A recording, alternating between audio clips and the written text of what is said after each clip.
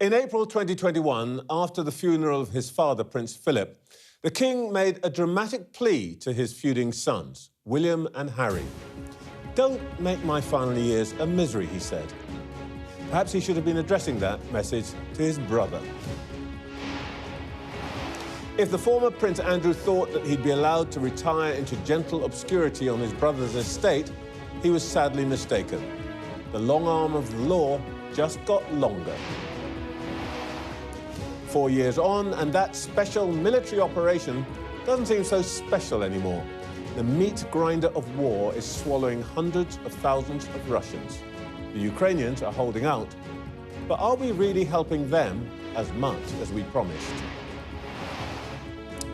He's cross, really cross, with the Ukrainians for not making a deal, with the judges for striking down his tariffs, and with us for giving up the Chagos Islands. So much for that special relationship. I'll be joined by the Education Secretary, Bridget Phillipsson, as the government plans to rewire the UK's school system. Do reform sums add up? I'll be joined by the man who will be Chancellor if they come to power, Robert Jenrick. As the war in Ukraine is about to enter its 5th year, the Mayor of Kyiv tells this programme that he wants to trust President Trump, but sometimes it's hard to do. The royal family in crisis. Can the monarchy survive the Andrew affair? I'll be joined by the author and historian, Andrew Morton. Plus, with us throughout the show, former Education Secretary Gillian Keegan, the chair of Compass, Neil Lawson, and the former leader of the Liberal Democrats, Joe Swinson.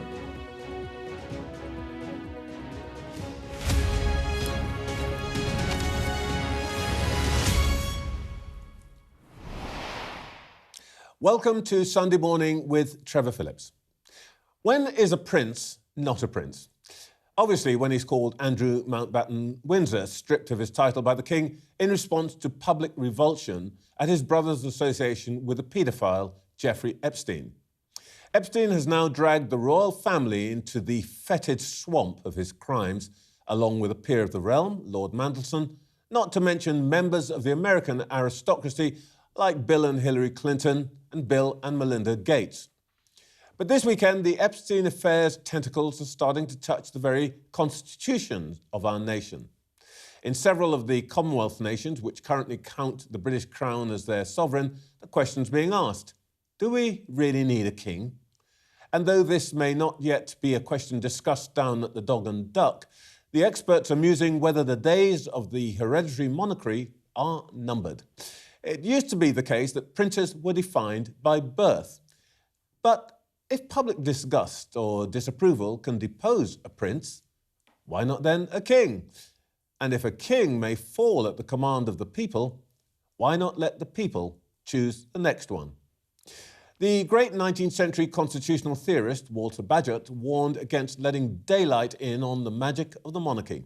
He thought that removing the mystique that surrounds royalty would eventually destroy it. Today, Bagehot sounds prophetic. 3 decades ago, a shaft of light was shone on Buckingham Palace by the royal author Andrew Morton, who joins us later. Today, the curtains may be thrown wide open, not by a journalist, but by a prince of the realm. Let's hear from the government. A little earlier, I spoke to the Education Secretary, Bridget Phillipsson. Secretary of State, when can we expect to see draft legislation excluding the former Prince Andrew from the line of succession? So we're not ruling anything out around this, but we have obviously got a live police investigation underway, so we'll not be setting out further steps until the police have been able to do their work and wherever that investigation, wherever the evidence takes them. But so you're up for this and also presumably advising the King to remove him from the Privy Council? So we've said that we have to keep all of these options available to us, but you'll appreciate that because we have a live police investigation underway, it's right that the police are allowed to do their job. Once that is concluded, then of course we'll consider, in discussion with the royal family, with the King, what further action is needed. But I do just think as well, in all of this, we really shouldn't lose sight of where this began. And where this began was with young women and girls being exploited over an extended period of time by a network of very powerful men, and we can't ever forget that. Well, indeed, and it is being said this morning that this whole affair needs a wider investigation. One of the suggestions is that there should be an independent judge-led inquiry. Now, I know that that's probably not something that's been discussed specifically, but do you think that government will be open to that? We'll look at any sensible proposals that do come forward, but it's premature at the moment because we do have the police doing their work. They need to have the time and space to do so. As the King set out, no one is above the law, and it's right that the police go wherever the evidence takes them. So that has to be the focus at the moment.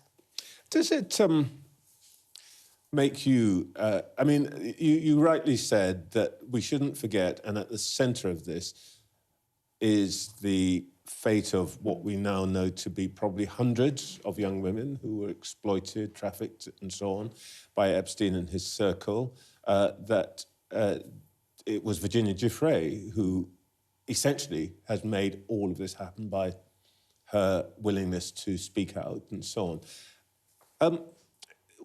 Why do you think that we keep veering away from all of that? I think because over a very, very long period of time, and what we're seeing here is sadly nothing new, we don't listen to women who come forward and report abuse. We don't believe victims and survivors.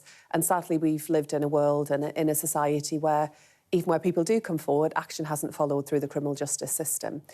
So this is part of that wider, huge challenge we face as a country around violence against women and girls that doesn't just happen here, of course, it happens around the world.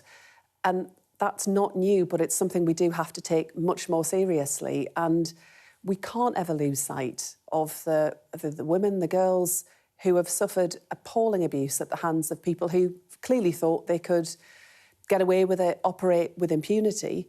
And frankly, they did for many, many years. And we've seen it here in this country, we see it abroad. Yes, in this case, it's rich and powerful individuals, but it's people in positions of power and authority.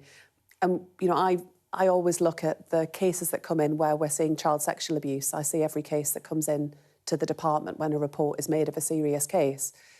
And the themes are clear. We don't listen to children. We don't take action. We don't work together to protect them. And some of the legislation that I've been bringing forward and we as a government have been bringing forward are so that we don't just talk about learning the lessons. If I hear that phrase one more time, I might smash something. We always say, let's learn the lessons. No, we know what we need to do. We need to listen to children. We need to work together. It's everyone's responsibility. Let's just do what we know needs to happen, not just constantly talk about it. I want to come back to the issue of children in a moment, but before that, let's have a word about the other, if you like, big issue this weekend. After a Supreme Court ruling, Mr. Trump has imposed another 15% set of tariffs. What impact is that going to have on the United Kingdom? And does the agreement that we have for cars, I think, pharmaceuticals, does that still stand? So we did secure that deal, which is in our interest. It's in the interest of British business. This is a fast-evolving issue in response to the Supreme Court judgment. And what I can say is that we are having conversations right at the very, very highest levels to make sure that what we regard as being in our national interest is heard loud and clear in those conversations with our American counterparts. Yeah, but I didn't hear in anything that Mr. Trump said, oh, and by the way, we're going to impose these tariffs on everybody except the British. Now, after all of the efforts that the Prime Minister's manifestly gone to become the Trump whisperer and to be Donald Trump's mate and all of that, it's not showing much results, is it? I mean, we are getting slapped like everybody else. So we did secure a preferential deal. Through the work that the Prime Minister has been leading in engaging with the US government and with President Trump, we would hope and expect that to continue. But these discussions are ongoing. This is an evolving situation. But of course, we want to secure the best possible deal for British businesses. I understand the uncertainty does cause for them. Yeah, but they can be assured that we will always be working to make sure they get everything that they need. Yeah, but he's not being very nice to us. I mean, he's basically told us, get lost on the Chagos deal. I mean, what are we going to do about these tariffs? It's all very good to have, whatever it is, the velvet glove, but are we ever going to show the steel fist? Are we going to retaliate on these tariffs on American businesses? But we'll always stand up for what's right for Britain, and I think the Prime Minister demonstrated that with the approach that we took around Greenland. But the reality is that if you want to get things done, it's better to do that behind the scenes. They haven't given up on Greenland yet. Well, the Prime Minister was clear in the approach that we as a country will take in respecting their Mr. sovereignty. Trump has not yet said, oh, yeah, we've got Greenland sorted because you said you're going to send some troops. He still wants Greenland. He's still going to smack us with 15%. But you asked me, will we set out our position very clearly? We have set out our position very clearly. Would retaliate, whether we would impose tariffs. Well, no, you talked about the approach in whether you take a hard approach or a more nuanced approach or whether that's softer. It has to be a combination of all of those things. But in reality, you get more done when you are prepared to have serious conversations, often not in front of cameras or out there in the public, but actually behind the scenes, working closely between governments. And we do have a really strong relationship with the US. That is something that is not about one president or one prime minister. It's about that long-standing and enduring relationship that is right for our country and is right for national security, and also really important at a time when we see significant global instability, that we work together on those key questions like defence. And, you know, we're talking a lot about Ukraine as we approach that anniversary of the commencement of the war.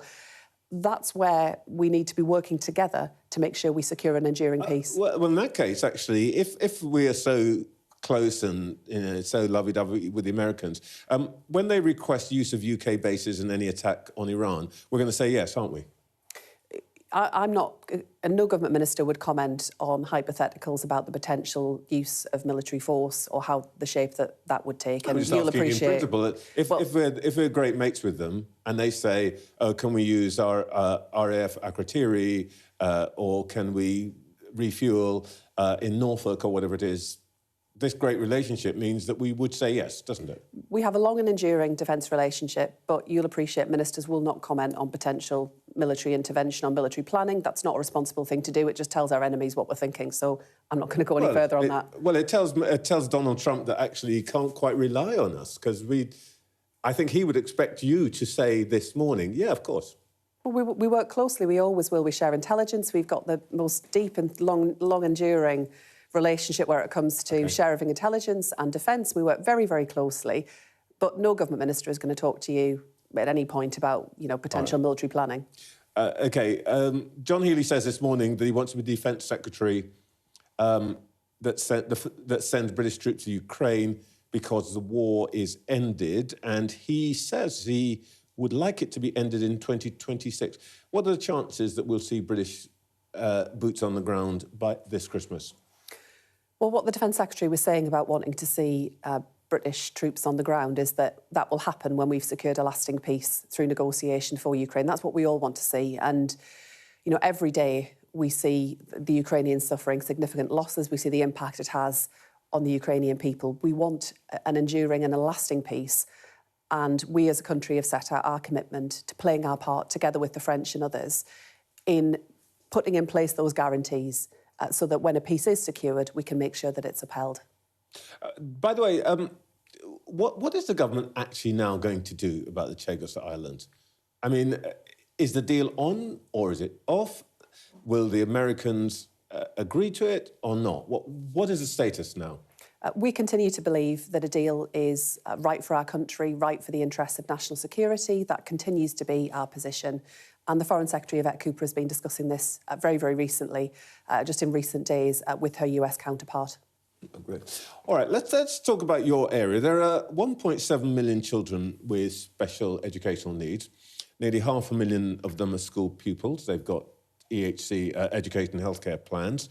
And that's up more than 10% year on year. It's been going up for a decade. The proportion of children with EHC plans has increased. What is happening here? Is this better diagnosis, more reporting, or are children just becoming more fragile?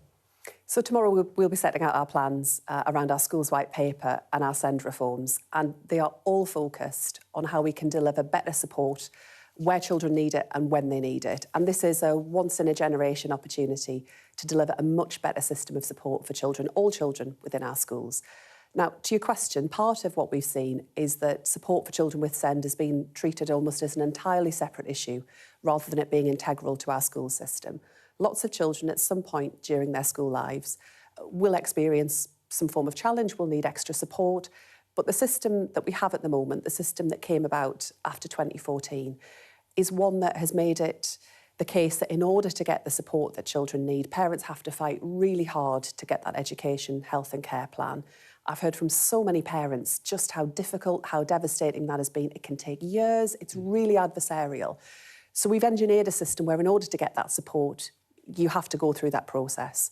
And what I'm determined to make happen is that children get support earlier, they get it when they need it, and that we don't wait until things have reached crisis point. And that comes to the question about earlier support, early intervention, all of the investment that we're putting into Best Start family hubs, the big expansion in early years education. We are seeing a growth in need, but that need takes many forms and it has to be better tailored to meet what children require. In real world, for most parents, the signal that you're actually making things change would be that the plan for their child comes through in less than months or, in some cases, up to a couple of years. What's your target? My target, my ambition is that children get support much more quickly. So to take one example, a parent I spoke to a little while ago when I visited a school in Derby, we'd be working with that school. We've got a programme that's education and health together, working with parents, working with the school, making often quite small changes that can allow for children at primary school to get what they need. I asked that parent at the end of that discussion, where were things at around diagnosis, what was happening with the education, health and care plan. And she said to me, look, the diagnosis was kind of underway and it was likely to confirm what they already knew. But actually, she didn't feel that she needed the EHCP because the support was there, the school were working with her and her child was happy in school and thriving. And that's what parents want. They don't want to spend all their time in tribunals and with lawyers and chasing all of this down. But for parents who want to have a plan for their child with the resources that will go with it, and that's the important thing here, can they expect that typically that will come through within weeks? Because right now, it's taking months or years. Are you promising that they will be able to get an answer and a determination within weeks? Yes, we will make sure that children get support much, much more quickly than is the case right now. And the commitment that I give to parents is that when they see all of the documents published tomorrow, what they will see is a government that is focused on delivering better outcomes for their children. I am fiercely ambitious for every child in our country. I want high standards and I want inclusion, and they have to go together. And we can't address those big challenges we see if we're sidelining significant numbers of children. And that's the system that we have at the moment. It will be better. We are investing upfront to deliver that change. And as we move from where we are now to the system that we want to bring forward, we will do that carefully, it will be phased, and we will make sure that there is that upfront investment. It's already going in, but there's more to come, and I'll be saying more tomorrow about the investment that parents will see and the change that we will bring, particularly in areas like speech and language support, educational psychologist support. These people, these amazing people, spend years training to work with children. And we've set up a system where they spend hours sending emails, filling out forms, stuck in meetings. We've got to get them back supporting children. So it is a question of weeks, not a question of months and years. What are you going to do to help the graduates stuck on the so-called Plan 2 loans, which came in 2012, and which mean that some of them are now, some graduates now ending up owing more than they borrowed? I mean, it's bonkers. Look, I recognise the challenges of the system that's there. I would just point out, I gather the Tories have had something to say about this today. That was the system. They're going to do what sounds completely reasonable, which is not to punish people for getting a degree. Which might sound a bit more reasonable if they hadn't been the people that had introduced this system in the first place. Come on, for more than a decade, they had this system, and there are problems with it. But I would just also observe that then in the same breath saying you want 100,000 fewer people to go to university, always said, by the way, by people who themselves went to university who want to deny working class kids the chance to get on, is fundamentally wrong. I do recognise the problems we've got at the system. Yeah, you recognise. What are you going to do about it? Well, I'm bringing in maintenance grants for less well-off students is one thing that we have focused on. The threshold for repayment is going up this year. It will then in future years be frozen. But you're not going to change the index, are you? You're not going to make it cheaper for the majority of these students who've been, for the last, whatever it is, 12, 14 years, stuck with these massively expensive loans. Look, I get the problem. I see the issue. In reality, as a government, you have to look at a question of priorities and what you can do and how fast you can do it. So they're stuck with it. And given the shape of what we have in the public finances, this is really hard. So, but I do find it a bit rich that the people who design... But what you're saying to those students this morning is you are going to have to pay tough titty. So what I'm saying to those people who are now in their 20s and 30s is that we as a government are also taking action in other areas that will make a big difference to them. The ability to get on the housing ladder, expansion of childcare, a freeze in rail fares. Because these are graduates now, these are people who are out there in the world working, and there is a lot of support that we are putting in place for those people as well as others to make sure they're getting the support that they need. But you know, this isn't something that's just happened overnight. This started in 2012, 2013. So, you know, I'm all for considering how we can look at longer-term change, but let's be honest and realistic about how we got to here in the first place. All right, listen, last point, which is outstanding. I ask you and your colleagues pretty much every time you come on here. The Equality and Human Rights Commission sent you its guidance, which was meant to give practical effect to the ruling of the Supreme Court that in Equality Act, sex means biological sex. They sent you that in September, I think 171 days ago. You're supposed to lay it before Parliament so employers can get on with their job. 171 days on, still hasn't seen the light of day. When are we going to see it?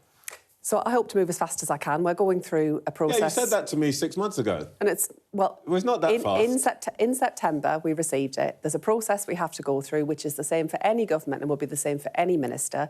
We consult with the devolved governments and we work through what we have received. But I want to be absolutely... Can I just be absolutely clear. Can I just interrupt you? Because I probably have something to say about this. Having been the person in 2010, when you passed the Act, which had 218 clauses, 28 schedules, changed 100 existing laws, we published, and I personally signed off, 2,500 pages of guidance within a year. You just got to do one bit which doesn't change the law. And you've taken 6 months. So this is the first time this has been updated in over a decade. So yes, it is important that the questions around sex and gender are properly addressed. But if I can just be absolutely clear, the Supreme Court ruling set out very, very clearly what sex means. It means biological sex. And my message to anyone out there is that they don't have to wait for the code of practice. You mentioned employers. You'll know this isn't about employers. Employers have legal responsibilities. They need to make sure that their staff, for example, have access to appropriate changing facilities and are not subject to undue challenges at work. Why can't you just tell them what you have just said? Because if you ask any employer, they will tell you they are waiting for the government to tell them whether somebody can decide that they are the opposite gender and use the opposite gender to their biological sex, the facilities of that sex. Well, as you will know from your previous role, this code of practice is not about workforce regulations, workplace regulations, and is not about employers. So my message to employers, for the avoidance of any doubt, is that they should understand the Supreme Court ruling and take action. They don't need to wait for the code of practice. We will publish it. We will bring it forward. I remain absolutely committed to single-sex spaces. I used to run a women's refuge. I know how important this is. But because I did that, I know how important it is that when we publish that code of practice, it is legally robust, we minimise the risk of further challenge to that we avoid any undue uncertainty. But the Supreme Court ruling was crystal, crystal clear. Secretary of State, thank you for your time this morning. Thank you. Let's see what our panel made of all that. We're joined all morning by the former Education Secretary, Gillian Keegan, the Chair of Compass, Neil Lawson, and the former leader of the Liberal Democrats, Jo Swinson. Can we just start with the Epstein, Andrew Mountbatten, Windsor affair? Is this really one for politics, Gillian? No, it's for the police. And that's where it should be now. And I think the King has made the right response. And where is it going to go now? This is the question about the succession and eighth in line to the throne. Now, you've just got to look at the pros and cons of that. You can put laws through Parliament. We've done that lots of times. The chance of somebody who's no longer a prince becoming king is zero. and 8th in line to the throne. So it's whether symbolically you want to continue to do this. And many people across the country, I think the majority would say, yes, take everything away. However, we all know if you put legislation through Parliament and you have to talk to 14 Commonwealth countries, then that could become a much broader debate than just the succession. Now, maybe people want that debate. I personally am a huge fan of the royal family, and I think they do amazing work, and I think they're a great advert for our country. Usually, clearly, this has been a complete disaster for the royal family and for our country, actually. Although, actually seeing the police go to a royal house and arrest Andrew Mountbatten Windsor, I think does show that nobody is above the law. I want to talk about the images of all of that a bit later on after we quite talk shocking, to actually. After we they're talk very to Andrew shocking. Morton, because I think pictures matter here. But just politics of it, Neil. Is this one that the government should be spending its time on? Yeah, definitely. Look, I think there's always a really difficult balance between what you conserve in society and what you change. And I think we should always get that right. We shouldn't be ripping everything up and changing it for the sake of it. There are things, there are institutions, there are places, there are people that matter to us as society, which anchor us and give us kind of foundations. And clearly the royal family has been part of that for centuries. But as your Badgett quote said at the beginning, the mystique has gone, hasn't it? I mean, it's really gone. The genie's out of the bottle. And now's a time for the country to have a conversation, not just about the royal family, but about our politicians and our lords, maybe even our cabinet secretaries, I don't know, that where we all grow up, we stop thinking that there are people who are better, who are born to do stuff, who are technically or through birthright there to do things. And I think here's a moment for all of us to expect kind of less of our leaders and more of ourselves. And let's have that conversation about who matters, who's important, hierarchies in society, and what the place of people is in kind of, making decisions and having more of a voice and a role. So let's use this to have a big conversation about who we are and what we are as a country. Are you up for that, Jo? Well, I mean, I think it is a good idea to have these conversations. I think actually in the world that we face, trying to understand how do we create a sense of national cohesion in a society that has become increasingly polarised is a really important discussion. Actually, I think often the monarchy has helped with that. I mean, I'll never forget during COVID, around Easter, the Queen's message, which, I mean, really touched a chord with, I think, so many people across the generations. Yeah. So I think we'll meet again, I think. Exactly, right? Which was just worked on, whether you were a teenager that couldn't see your friends or you were somebody who remembered the war and Vera Lynn. So I think it can be at its best a really uniting force for the country. And I think, whether or not you want to be a republic or whether or not you want the monarchy to continue, I think actually changing the succession is a sensible move, right? I don't think the other Commonwealth nations, if asked, are going to in any way hold that up, right, in these circumstances. And I think if you do want the monarchy to continue as a success, then actually restoring the credibility through actually just removing that, remote though the possibility might be, I think it's also still an important message. And indeed, for the monarchy to be really clear, I think that is powerful, that, the arrest took place, that justice can be seen to take its course and to be done, that nobody is above the law. That's hugely important for our country. But all these big images being beamed around the world, does it, in a sense, create not a problem, but the image of Britain being transmitted through this saga can't be good for us, can it? I mean, you always get people who do wrong things. You get it in politics. We've seen it in the royal family. We've seen it in the past as well. And I think always the question, and particularly as a politician, it used to drive me mad when I'd come on your show and I'd have to talk about somebody else's bad behaviour. You do have to separate from individuals who do bad things and how you respond to it. And it's not that, in terms of the succession point, I agree with Jo. It's not that if it's clear and everyone says yes and it's just a very quick piece of legislation and it doesn't create other problems, fair enough. But I'm a bit more suspicious than that. Of course, it shows two things. For him and the royal family, it's not been a good week. You can very, very clearly say that, and it's not going to be a good next week. And of course, we've still got Peter Mandelson to come, and we'll have perhaps even others.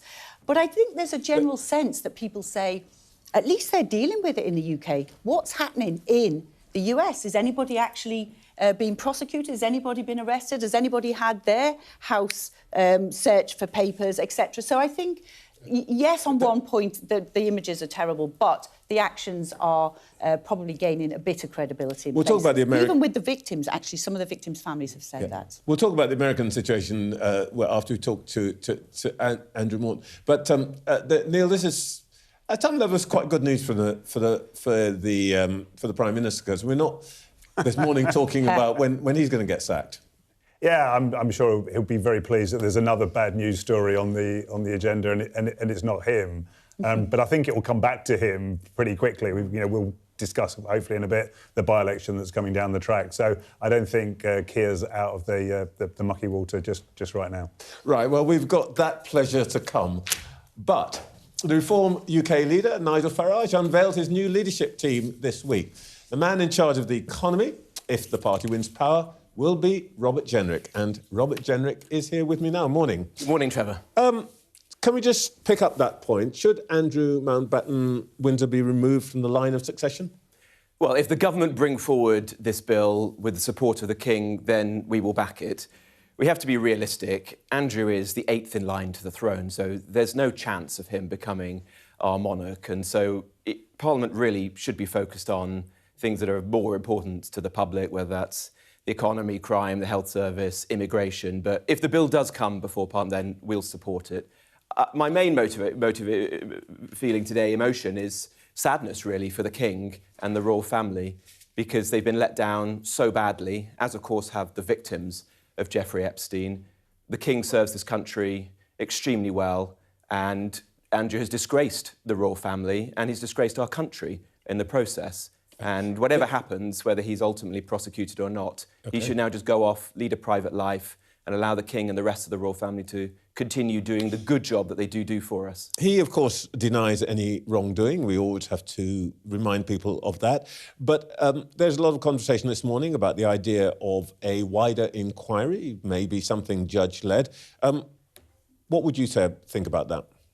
Well, the first thing is that the police need to continue their investigations, both into Andrew and into Peter Mandelson as well, and that needs to take its course. If Parliament wants to investigate these matters more broadly, then of course that's a matter for Parliament to do, and everyone needs to learn lessons from this. I still find it completely astonishing that Peter Mandelson was appointed ambassador, to our most august diplomatic post, when everyone knew that this man had a long history of corruption, of lies, and had continued to be friends with a man who had been in jail, was in jail, for prostitution involving a 14-year-old child. All right, everybody's going to have their say on that, I'm sure. But let's return to vulgar politics and defections. The leader of your old party said this a few days ago. She said, "You may have noticed that I've been doing some spring cleaning. We do not want any more drama queens." I think she's talking about you. Well, she's obviously got very riled by the events of the last few weeks, but I'm not going to get into that. She's worked up about it. What I'm focused on now is how can we ensure that we have a strong opposition in this country to a failed Labour government, and at the next general election we give people a choice. The next general election is going to be Keir Starmer or whoever replace him, Angela Rayner, goodness knows, and Labour, and Nigel Farage and Reform. That's very clear from the polls, from the conversations that I have in my constituency and across the country. I believe that you've got to put party loyalty to one side and do what you think is right for the country, and that is to rally behind Nigel and Reform in order to get some real change in the country. That is what people are crying out for at the moment. You say she's riled up, but she's got reason to be riled up. You sit in her shadow cabinet on a Thursday morning and the next, or whenever it was, and the next thing you know, you're out there with Nigel Farage without so much as a by your leave. Well, I would obviously have told her, but she preempted it because somebody in our office took the resignation letter that I'd written and handed it to her. So events moved, I think you can accept, Trevor, rather faster than I expected. But look, I continue to do my job as you'd expect in the Shadow Cabinet right up until the moment that I made the decision. It wasn't an easy decision. I was a member of the Conservative Party for 20 or 30 years. It's a very tough decision. Why did I do this? because I believe our country is in real peril right now. I understand. The Conservative Party has not learnt its lessons. It hasn't changed. It's still essentially run by the same people who made all those mistakes in the past. If we want to fix Britain, then we're going to have to have something different, only interrupting you and that is because reform. I want to get on to the issues of economic policy. Before we get off this, are you expecting more Tory defections between now and the deadline set by Nigel Farage of the May election? And by the way, what happened to the Labour defection he promised? Well, I believe that's still in the works, but look, you have to. Who's Well, I'm not going to tell. It's just me and you. I'm not going to tell you. No. I actually don't know, to be honest. So you'd have to ask Nigel. Look, there may be other people who come over to Reform, but it's not actually Reform's priority. The last thing that Reform wants to be is a repeat of the Tory party. There's a few people in the party who share our values. You. Well, the people who've come over are the small number of Conservative MPs who in different ways have been at odds with the party for a very long time. Lee Anderson. I mean, if you look at each of us in it's turn... Tory 2.0, isn't it? It's actually very different to that. I mean, I resigned from Rishi Sunak's cabinet. I then went onto the backbench and I voted against But my point is you're all Tories. Well, we disagreed very strongly with the mistakes that the last Conservative government made. Look, I accept that I was part of that, and I've been honest about that. You know, I'm not going to resile from that. But what I have done is said, I've learnt from those mistakes. We need to have something different now in the country. And when it comes to the economy, it's going to be very different. You know, I want to get people's bills down. All right, well, I want to bring back good jobs to this country and be careful with people's money. Well, it's not going to be a repeat of Liz Truss if there's a Reform government. Well, let's talk about that in the real world. We're about to be hammered with 15% tariffs by Mr. Trump.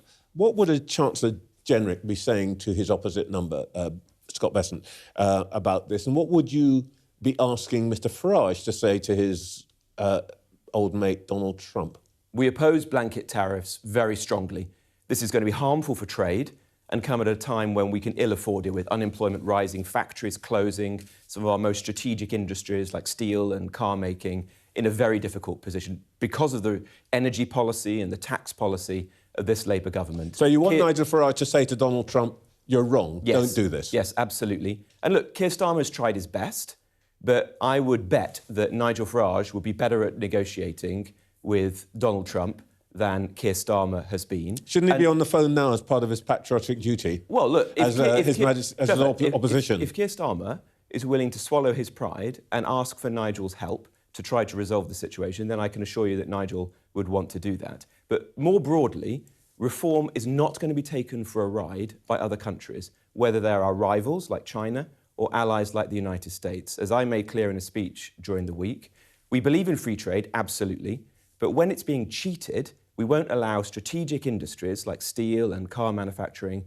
to go to the wall. We won't allow car manufactured in Sunderland to be traded for one manufactured in Shenzhen. Our middle class to be destroyed to build one in other countries like China. We will bring back good jobs, and that means standing up for British interests around the world. One of the points that you made in your speech at press conference the other day is that you want to reduce welfare spending. Where are you on the triple lock on pensions and the huge extra costs involved in that? Are you committed to the triple lock, or are you open to revising or abolishing it? Well, I've always supported the triple lock. It's important to provide dignity to people in the last decades of their lives. People on fixed incomes who are finding life particularly tough at the moment with energy and grocery bills going up and up and up. 3/4 of whom are asset millionaires. But we're going to do this in a deliberative way. So we haven't made an announcement yet. We will do in due course. And I don't think people who are in that situation who listen to your programme will be disappointed. But what I did say in that speech is that Reform is going to approach tax and spend very carefully. We're not going to play fast and loose with your pensions, your savings, your small businesses. And so when I say things as Reform Shadow Chancellor, it's going to be as a result of carefully thinking them through, and nothing that we say will have been anything other than properly costed and funded, so we don't get all the broken promises that we've seen, both from the last government and from Rachel Reeves. Forgive me if I missed the point. So you'll have to wait a little bit longer, but I will say this. So we don't know whether you're going to commit to the triple lock or not. You have to wait a little bit longer on that front. More broadly, on benefits, we've been very clear. Reform is a party of Alarm Clock Britain. We want to support working people, not welfare. The current welfare bill is totally out of control, and we're going to bring that down with the most comprehensive So why not plan. attack the biggest single item in it, which is pensions? Because we're not going to shoot from the hip. We've seen that with all the other parties. It's not like this is new issue. It's been discussed for years. Well, I've only been in this job for a couple of days, Trevor. No. But Keir Starmer said he was going to tackle welfare. He said he was going to tackle welfare. Welfare reforms came in, they came out. The Tory party have said they're going to do £23 billion of welfare reforms. They were written on the back of a fag packet. All right. So we're going to be much more careful. But as evidence of the approach that we're taking, Reform have changed their approach, for example, to the two-child benefit cap, and we said that we're going to reinstate that in full as a matter of basic fairness. You know, I was chatting to a family in Newark at the weekend. This is very interesting. If I may interrupt you. Yeah. So you're clear about this, because actually I've heard you say we can't afford it. Yes. But what you're saying to me this morning, there's a matter of basic fairness, of principle. It's both, you Trevor. think that the two-child cap should be reimposed, and it should be permanent. Yes, it's both, actually, Trevor. We can't afford it. The country's going bankrupt, and we've got to be responsible. We will be careful with people's money. That is at the heart of Reform's economic policy. But it's also, there's a moral, there's an argument for this beyond just the money. You know, I was in Newark at the weekend chatting to a family, two people on low incomes, a nurse and a postman, and they said to me they'd stopped at 2 kids because they thought that was the responsible thing to do. They weren't sure that they could afford to have 3 or 4 kids, and they didn't think it was right that another family would have 3, 4, 5, 6 kids and get a lot of money from welfare to support them. Now, those are deeply personal decisions. People will all come to different choices in that respect, but I do think there's a matter of fairness here, that working people making responsible decisions should be backed up and not see other people who are perhaps choosing to be on welfare, who perhaps are not in work, having lots of kids or living life, having, say, a fancy car on the Motability scheme that doesn't seem right to working people. So that's admirably clear, and it means that to the 2 or 3 of your colleagues I've heard say that actually we should incentivise larger families, British families. You're telling them, yeah, you might want that, but we're not going to do it through the lifting of the two-child cap. We're not going to do it through welfare. We're going to do it through bringing back good jobs. But you are in favour of larger families? Of course. Look, I want to see British people be able to have as many kids, frankly, as they want to have. And we do have demographic challenges in this country. But we're not going to do it through welfare, both because that's not fair and because we can't afford to do it. We're going to do it by bringing back good jobs, getting people's bills down, for example, by having a sensible energy policy, getting rid of Ed Miliband's mad net zero policies that are just hiking everyone's bills, building more homes. You look at what's happened with housing in recent years, the homes have not been built. These are the ways that a reform government will help people to have families and achieve their aspirations. Robert Jenrick, thank you for your time this morning. Thank you. OK, now back to our panel, Gillian, Neil and Joe. I think we've got a little bit more clarity, perhaps, about what a reform economic policy might look like. Persuaded? Shockingly, no. I mean, I thought it was really telling that, you know, Robert Jenrick sits there and says there's a moral case for, you know, reimposing the two-child limit. I mean, the moral case that he's basically saying is to put hundreds of thousands of children into poverty, which feels pretty immoral to me. And when he talks about it as if, I mean, it's almost like he doesn't understand that life happens, right? There's plenty of people who decide to have a child and then they end up needing support because actually they lose their job, they are made redundant, and they need that support. And everybody can be in that situation. Not, you know, beyond the fact that so many people who are actually in poverty are working. To be fair, and yet are not that earning two-child cap is a popular policy with British people. Well, I think for the reasons he gave. Yeah, perhaps. But at the end of the day, he's talking about a moral case, right? So, you know, that was the bit I thought was really interesting. He didn't just say, well, you know, we'd like to do it, but we can't afford it. He was saying this is also a desirable thing in itself to take a policy that we know is going to put hundreds of thousands of children into poverty, right? If that doesn't tell you something about the kind of country he thinks that we are and where reform would take us, then I don't know what does. Gillian, what did you make of it? Well, they've had 3 positions now on this policy, and I think the first one was they were going to keep it, then they were going to scrap it, except for if you had 2 British parents, and they were obviously going to struggle to define that probably, and now they're going to keep it. I think the problem they have is populism's only popular if you're not in power. And once you get into power, you have to make the hard trade-offs. And that was actually a policy, I think, that was put in place when there was a coalition government because, I thought it was, but it was put in place because we had to make difficult decisions. When you're in power, you do have to make difficult decisions. That is only the first of the problems. I mean, they've got, the words are fine and they're changing, but, the last manifesto had welfare cuts, massive tax cuts, and it also had massive nationalisation programme. Literally, the country can't afford any of those. They say it's not nationalisation. They say they are taking stakes in strategic... That costs money. I've worked in business for 30 years. If anyone wants to take a stake, you're going to have to pay for it, unless they do something which I think would challenge everybody in the country. So I think that this is the problem. He looks so uncomfortable. I mean, I know him. Obviously, he was in the same party. We were in cabinet together. There's just something about it that makes... I've seen it in their eyes. He just looks so uncomfortable. Drama queens? Well, so, he did resign. I worked with him on immigration because we did put some things in place to reduce legal immigration, master's students and on the salary levels. And, of course, that's worked now. You're now seeing the impacts of that. Never during that time did he say, this is not good enough. But if you remember, he was there was Suella in there, and then she went, and I think he was expecting to get that job, and he didn't.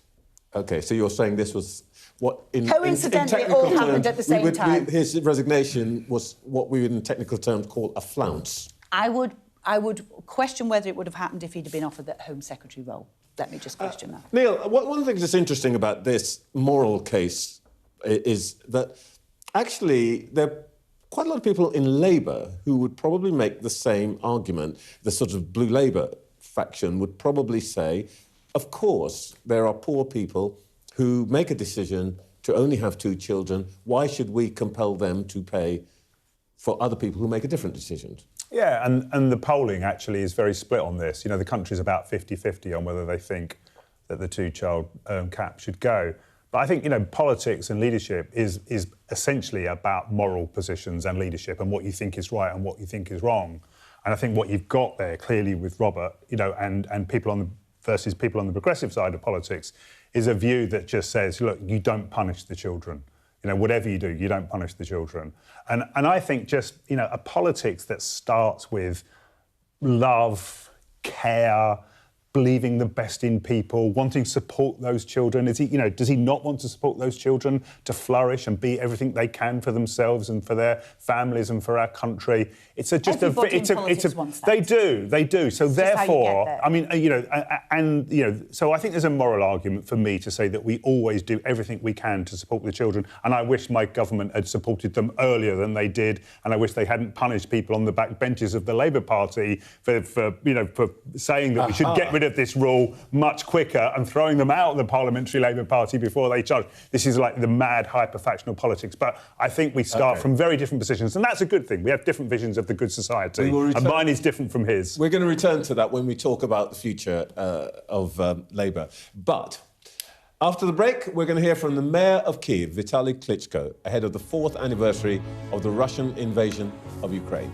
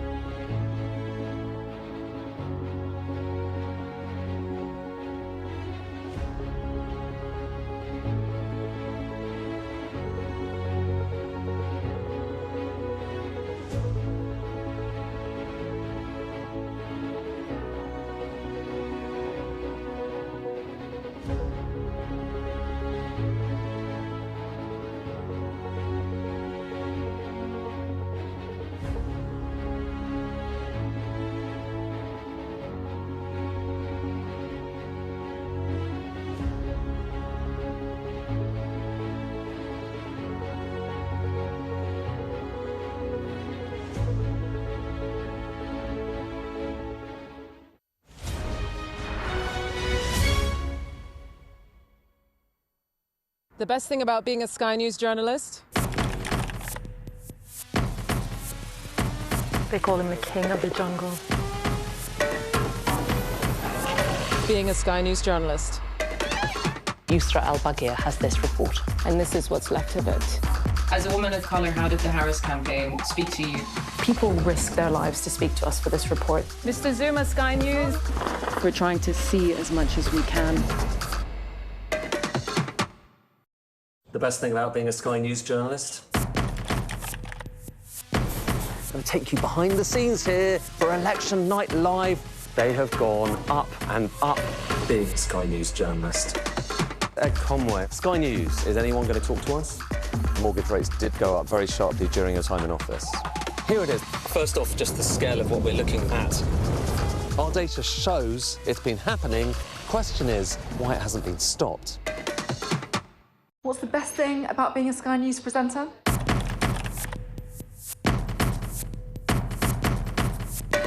We've done the work and the reading, so you don't have to. Being a Sky News presenter. Hello and welcome. Westminster, the heart of British politics. I'm so sorry about what happened to you. So what on earth is going on? It's not true. Can I tell you what I think? It's really unusual. Mornings with Richard and Frost. Let's crack on. Let's get started. What's the best thing about being a Sky News journalist? Who's funnier? Being a Sky News journalist. A special edition of The World with me, Yalda Hakim. Pakistan has the right to respond. You're like, what? A historic day here today. Congratulations, this is a huge moment. But what happens now? The latest talks to try to end the war in Ukraine ended without agreement in Geneva this week. On Tuesday, the conflict will enter a 5th year. And despite Donald Trump's growing impatience for a deal, there is no end in sight. I've been speaking to the Mayor of Kyiv, the former heavyweight boxing champion, Vitaly Klitschko. Mr. Mayor, it is 4 years on now since Russia's invasion of Ukraine. Does Kyiv still feel under attack?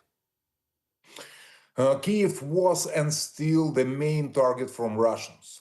And from beginning the war, the Russians tried to destroy our infrastructure, sent kamikaze drones, ballistic missiles, cruise missiles to our hometown. And in Kyiv was destroyed almost 2,000 buildings, apartments buildings, and more than 300 citizens of our hometown was killed, more than 30 children. And that's why the Kyiv, as heart of the country, was and still main target of Russians. How are your people managing day to day? I never expect in my job, we have so many challenges. We are responsible for services in our hometown, and right now it's a cold winter, one of the coldest winter in last 10 years, and Russians destroyed our critical infrastructure, have big damages, and we fighting to survive, to bring the people services, heating, electricity, water, and Russians actually every week to send ballistic missiles and try to destroy normal life of our citizens. I guess part of what Mr. Putin wants to do is not just destroy property, but also to break the morale of Ukrainians. And in these wars, there's always a balance between fear on the one hand and defiance on the other. Which one is winning in your city? You're right. It's actually the reason why Putin do that. They try to bring whole our society to depression mood, to destroy the morale of the people, to destroy the will to defend our homeland. And actually, We understand that, and unity inside the country, it's very important because Kyiv have special function. We are heart of the Kyiv is heart of the country, the capital, and every village, every city is looking to the capital, and that's why it's very important to be strong. It's very important to never lose morale and to defending our hometown and to be strong. It's very important. Do you think that Ukrainians are ready to give up territory for peace? It's not easy question because we have a lot of questions. First of all, stop the war.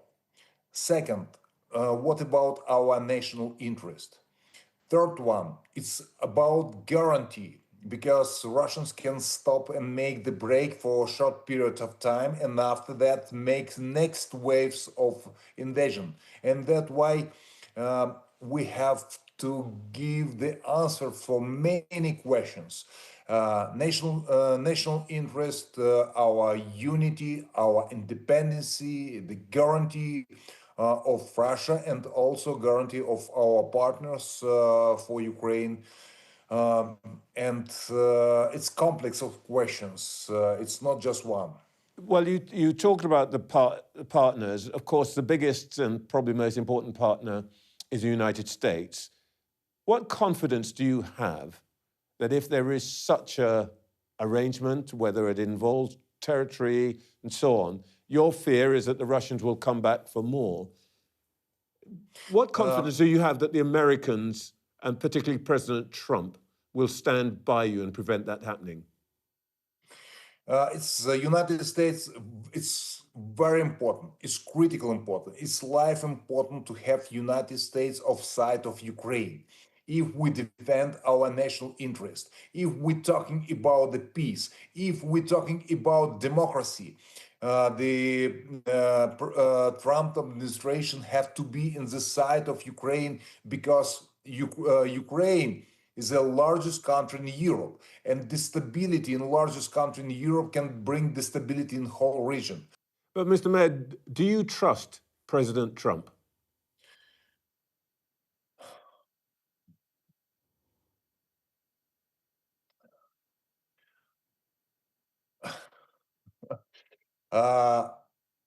I try to trust him, but sometime I'm not understand clearly the messages from President Trump regarding peace in Ukraine. It's peace in Ukraine is very important. It's very important for whole the world, but peace in Ukraine definitely have to be not capitulation agreement between Ukraine and Russia. If I can use a kind of analogy, a situation that you're familiar with, you seem to be saying that in this fight, President Trump isn't really in your corner. At best, he thinks of himself as referee. In boxing, you're talking about boxing language. If Trump have to be referee, have to be very objective and to be neutral. But it will be much better to have much so influenced man in the world as president of United States in our corner. It's critical important. It's also a task for President Zelensky to have good relationship and good understanding with President of United States. Finally, on the war, Mr. Mayor, can you see an end to this war?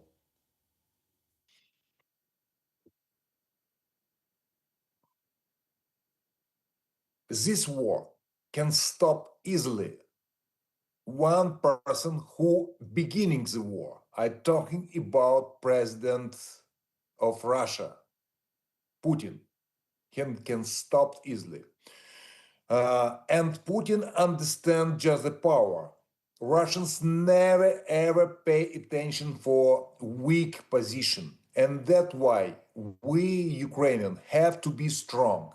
And we are stronger, times stronger, when we are together with our partners. And that's why unity around Ukraine, European country, democratic country in the world, make us much more powerful. And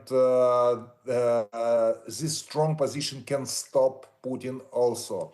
It's unity, it's very important pressure to Putin to stop this senseless war. Finally, if I may just ask you a proper sporting question. What's your reaction to the decision to allow Russia and Belarus to participate in the Paralympics? And do you think that your National Olympic Committee was correct to boycott the opening ceremony of the Winter Olympics? Nelson Mandela told famous word, sport have a power to change the world. And that's why we have to do it pressure everywhere. Everywhere, and the sport also. So long time, the Putin makes this senseless war. The sport community in the world have to make huge pressure to the Russia and Belarus. And that's why, if they not stop this war, they have to be not allowed to be present in Olympic Games. It's sport have also a political side, but it's side for good and side for peace in the world. And we have to use this leverage, sport leverage also. It's very powerful leverage. Sport have power to change the world, and we have to do that. Vitaly Klitschko, thank you so much for your time. You're welcome. In just a moment, the royal family in crisis. I'll speak to the historian and royal biographer, Andrew Morton.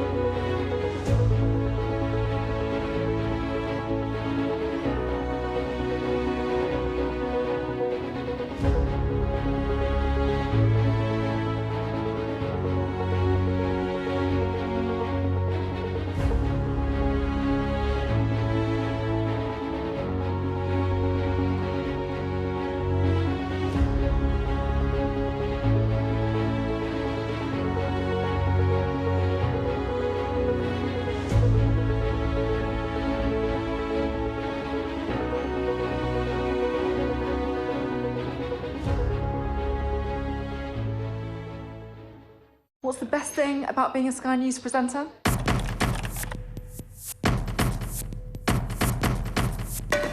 We've done the work and the reading, so you don't have to.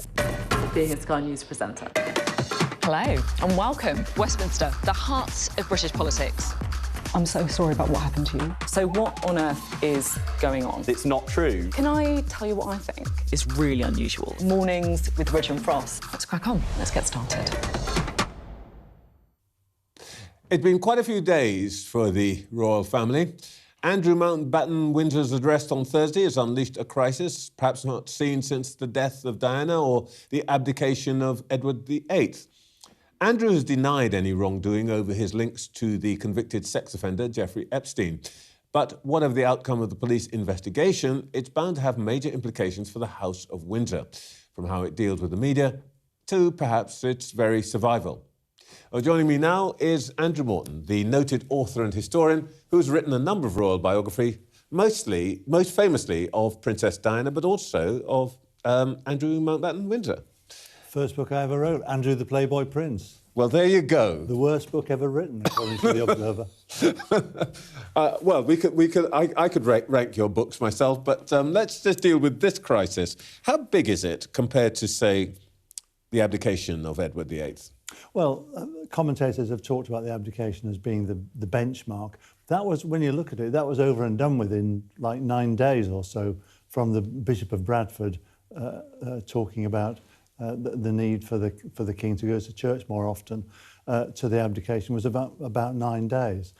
Before that, the nearest equivalent was 1917, when George V changed the family name from Saxe, Coburg and Gotha, a Germanic name, to Windsor, because of the criticism that the royal family was facing for being an alien German court. This was obviously during the First World War. And H.G. Wells led the protest there. But this crisis is, I think, outdoes the lot, because there's no end in sight. There's no cut-off point, as there was with the abdication, as there was with the change of the family name. This will rumble on for years. And every Sunday there's going to be a new story. Every Monday there's going to be a new story. How does the king then deal with this? Because this essentially becomes number one agenda item through his reign. Well, there is blood seeping under the doorway on a regular basis. And I don't see how he can stop it, because he's already said publicly that you've got to let the police do their duty, look into aspects of Andrew Mountbatten's life. I mean, for example, the first thing I would have thought Plod would have done would have been look at the money trail, the Fergie borrowing money from Epstein, the paedophile, Mandelson's husband borrowing money from Epstein. So the money side of things will be, I would have thought, front and central in this investigation. So, and of course, there's if you like, a shoal of communications which will fall from our government concerning Peter Mandelson's time as ambassador and all of that. So there'll probably be new revelations. But I'm interested in your point about the money, and this brings in Sarah Ferguson. I mean, how far can this all go? Well, I mean, Sarah Ferguson, for example, has had problems with money from before she met Andrew. She was always in debt. I mean, I've got a cartoon on my office wall that shows Fergie looking at a £5 note, and then there's a thought bubble that says, £5, I came out with 50,000 this morning. Well, I mean, and that's what she was like. So when she's tracked down, and I'm sure the police will want to interview her about her financial dealings with Epstein, that will be another strand to a multi-stranded story. We're hearing this morning about the issues for the Commonwealth and all of that. Could this actually threaten, I mean, rather than, it clearly will damage the monarchy, but could it actually threaten the monarchy itself as an institution? Yeah, this is this is a turning moment for the monarchy, because all those countries where the king is the head of state will be reflecting, do we want the Windsor crime family in charge of representing our nation? I mean, I contacted the Prime Minister of Jamaica the other day to see what his view was. He wasn't around, but in a way, you know, Jamaica wants to become independent from Great Britain. That could be accelerated in the coming months. One of the things that seems to have had a tremendous impact are the images that are being circulated. There's the one this week of Andrew being driven back from the police station. Previous to that, there's one of him leaning over what appears to be a young woman on the floor of what we think is Jeffrey Epstein's mansion, and of course the original one with Virginia Giuffre. Mm-hmm. All of these are now very famous images. Is this shaping the story? Because you must have seen this happen with Diana. Well, yeah, I mean, you know, they say a picture is worth 1,000 words, and these pictures are very damning. I mean, the one that you've got up at the moment, two people in that frame. One's in jail, two are dead. So, yes, the pictures of Diana, for example, in the revenge dress, that told... the famous one where she was at the Serpentine in the famous And then you've dress. got, obviously, you've got the Andrew picture in the back of the car. It looks like something out of a Joseph Conrad novel, the horror. So the pictures are very, very powerful. Bank statements, not so much. And the fact that Andrew lied about his relationship with Virginia Giuffre, saying that he'd never met her, when it's clear that the picture was a genuine one, he did meet her, that undercuts his veracity. I'm sure at some point there will be a Morton volume on this whole affair. What is the back end of that volume? Where does this story go now, do you think? Well, I think there's a discussion about the nature of the monarchy that hasn't happened since 1993, actually, since my book, Diana, Her True Story. It was a generational debate about where the monarchy goes, what is it going to do. I mean, we can discuss simple things like, do we open Buckingham Palace to tourists? Do we open Balmoral? Do we change the laws so that they're not exempt from tax laws and other legal engines? I opened the programme by asking the question, when is a prince not a prince? By which I mean what's now happening is Parliament is beginning to decide whether titles can be stripped and this kind of thing. Do you think that, you know, we're the same age, in our lifetime, this monarchy in its current shape will survive? I think the institution will survive. Whether it'll have the same number of people related to it is another issue. The nearest equivalent is Spain, where King Juan Carlos did a runner. He was seen as embezzling from public funds. His son, Prince Felipe, became king. Juan Carlos's son-in-law, Iñaki Urdangarin, was sent to jail for embezzlement. But the monarchy in Spain survives and is represented by just the king and queen. And I think that kind of slimmed down version of a monarchy is the way it will go forwards. Andrew Morton, noted author and historian, author of Diana, Her True Story, and no doubt another Andrew book. Thank you very much for your time this morning. Always my pleasure. Do stay with us. In just a moment, we're here once again from our panel. That's terrific.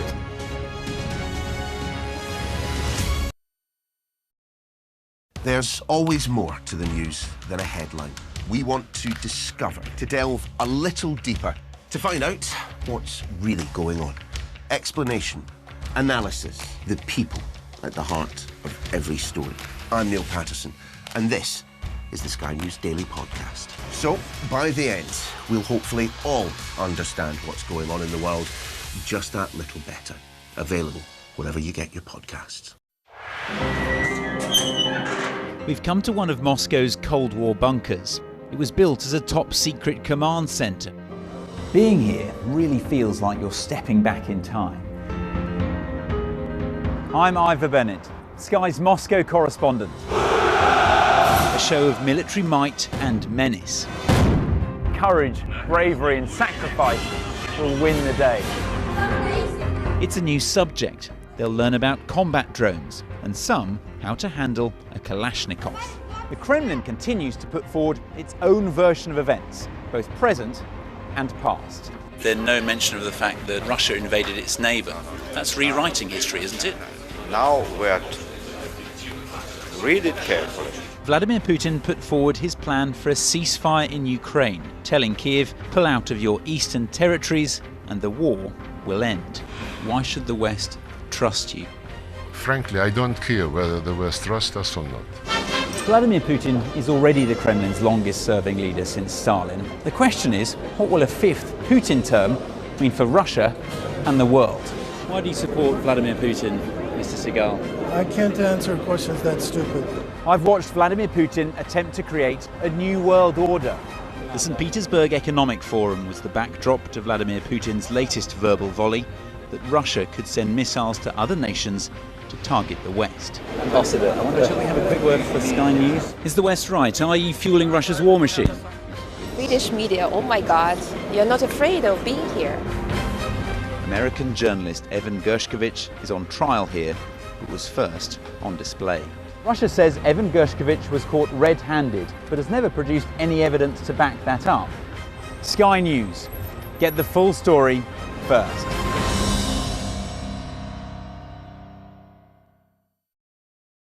What's the best thing about being a Sky News journalist? Who's funnier? Being a Sky News journalist. A special edition of The World with me, Yalda Hakim. Pakistan has the right to respond. You're like, what? A historic day here today. Congratulations, this is a huge moment. But what happens now? The best thing about being a Sky News journalist? They call him the king of the jungle. Being a Sky News journalist. Yusra Al-Baghir has this report. And this is what's left of it. As a woman of colour, how did the Harris campaign speak to you? People risk their lives to speak to us for this report. Mr. Zuma, Sky News. We're trying to see as much as we can. Back to our panel, the former Education Secretary Gillian Keegan, the chair of Compass, Neil Lawson, and the former leader of the Liberal Democrats, Joe Swinton. Can we come back to Bridget Phillipsson's announcement, which is coming out tomorrow, that the government is going to put more effort, I didn't hear money, by the way, into the support for special educational needs. Gillian, from your time there, did you have any sense of why the numbers are ticking up so dramatically? 10% last year, I think 11% the year before, but it's been an upward gradient since 2016. Yeah, and you've got to segment the special educational needs. So you've got really profound special educational needs, and then you've got, some of the sort of spectrum of autism, and then ADHD, etc. And there's certain ones which are growing in numbers. And I think there's a number of things. ADHD first of all, is whacked up, is one, yeah. So first of all, I think diagnosis and knowledge of diagnosis has definitely increased. And you see that even with adults now, and lots of adults are going back and saying, actually, that explains a lot. Knowing how to cope and how to deal with it, also there are strategies you can put in place, so it's become a more open conversation. But in terms of the EHCP plans, I think that parents now have probably switched from thinking they didn't want to label their child to thinking, actually, the only way I'm going to get the support from my child is by going through that process. And there's also something else that's happened, which is at the council level, you see it, which is the budgets have gone up massively, but most of the budget's going on quite a small number of people who are the council's paying to go to private schools because they don't have the provision. So one of the things we were doing was making sure we had more provision for example, specialist autism schools or other schools. So it is a complex picture, but the one thing I think that they're doing, which is really not going to help, is the VAT on private schools, because about 40% of special educational needs is served through the private sector, through parents as well, and putting the money into some special schools, as well as having a much better mainstream offer, including, I mean, we were training the SENCOs. They'll all be coming on stream now, speech and language therapists, ed psychs. We were putting a lot more money into training those. So those people will be coming there. But you do have to have a better mainstream offer that parents trust. And literally what's happened is the trust has broken down. I noted this, actually, that Gillian's point about the private schools. The numbers of HCPs for children, private schools, jumped from around 78,000 in 2016 to over 132,000 last year. That's a 70% increase. Is that part of the picture? Well, I'm sure it is part of the picture. So sometimes it is where there is more support available in the private sector to sometimes with these EHCPs there might come extra time in exams and so on, which some schools might be incentivised to encourage. But I think there's another element of the private provision which is more worrying, which is the profiteering that is happening by private equity-backed providers. The cost of that provision is typically double that of the state sector. I think there's a very strong argument to say there should be a cap on those profits in the same way that we do for other parts of essential national infrastructure, that you shouldn't be able to be making hundreds of millions of pounds by charging a level which councils are often in, they're in dire straits, they need to find a place for this child. But if the only provision then is they're paying through the nose, it is taking money that could otherwise be being used more broadly across the piece to support children. Neil, does that appeal to you? Well, I always zoom out with these questions, and I don't know why the numbers are increasing, but if I was a kid, and you're being put through exam factories, the pressure on children now is immense. Add to that social media, add to the fact, you're probably never going to get a job that's going to get you a pension and get you a house, and you've got the climate crisis as well. There's a whole load of things going on in children's worlds now, which I think, puts enormous amounts of pressure on our children. So I'm not surprised that issues, of mental health problems are not accelerating. And then we always put the pressure on the child or on the school to solve, which are much more broader social, economic issues. So I think we're piling on lots and lots of pressure. And the other bit that kind of annoys me in all of this is when people talk about parents with sharp elbows. I think every parent should have sharp elbows, and every parent should, do the best for their kid. Of course they're going to do that, whether they're working class, middle class, or anything else. Now, I like what Bridget's doing. The broad thrust of what Bridget is doing is right, universalising, bringing every child into the school.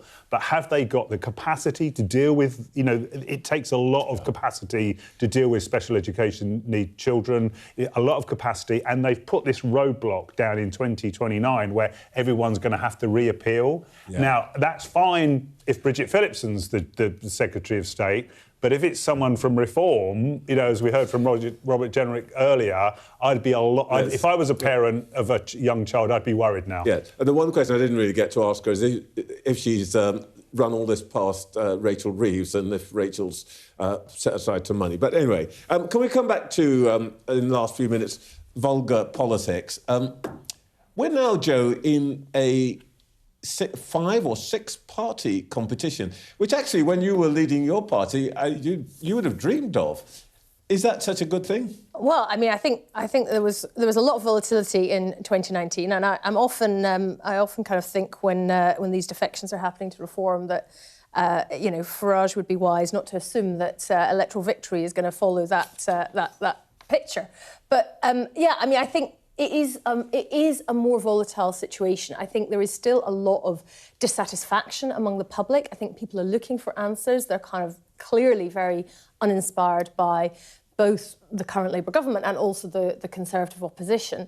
I mean, when I've been doing some door knocking recently, I mean, I'm obviously, when I speak to people who say they're voting reform, a lot of it is a plague on all your houses, right? So, there are people who are very much on that kind of, top concern about immigration, but there's also just a lot of people who are just really, the Scottish word scunnered comes to mind with how things are, and I'm not sure. Could you translate for the sick to the back teeth of, right? Like, so people really unhappy with how things are, and I think it's interesting, whether it's clearly a big poll lead at the moment, but how secure is it, and also how vulnerable is it if you look at the YouGov poll earlier to people voting against reform, right?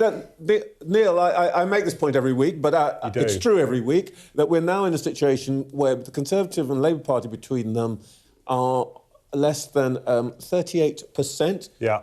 Historically, typically, that number should be 75 or 80%. We're in a mad world now, Trevor, where we have a multi-party system which has been shoehorned into a two-party voting system, and it doesn't work. It's going to be chaos. You've got 5 parties on the graph there. If you go to Wales, it's 6. If you go to Scotland, it's 6.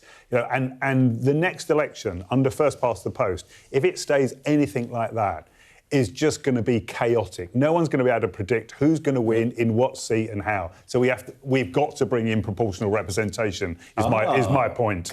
Okay. Gillian, 30 seconds. This is an opportunity for Conservatives to come back.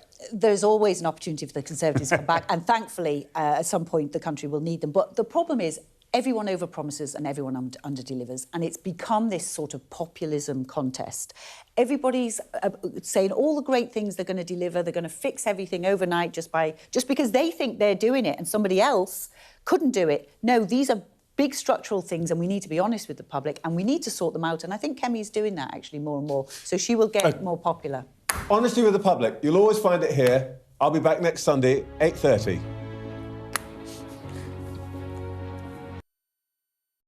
The best thing about being a Sky News journalist? I'm going to take you behind the scenes here for Election Night Live. They have gone up and up. Being a Sky News journalist. Ed Conway, Sky News, is anyone going to talk to us? Mortgage rates did go up very sharply during your time in office. Here it is. First off, just the scale of what we're looking at. Our data shows it's been happening. Question is, why it hasn't been stopped. What's the best thing about being a Sky News presenter?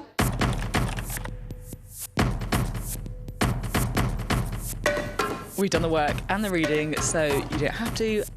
Being a Sky News presenter. Hello and welcome. Westminster, the heart of British politics. I'm so sorry about what happened to you. So what on earth is going on? It's not true. Can I tell you what I think? It's really unusual. Mornings with Richard and Frost. Let's crack on. Let's get started.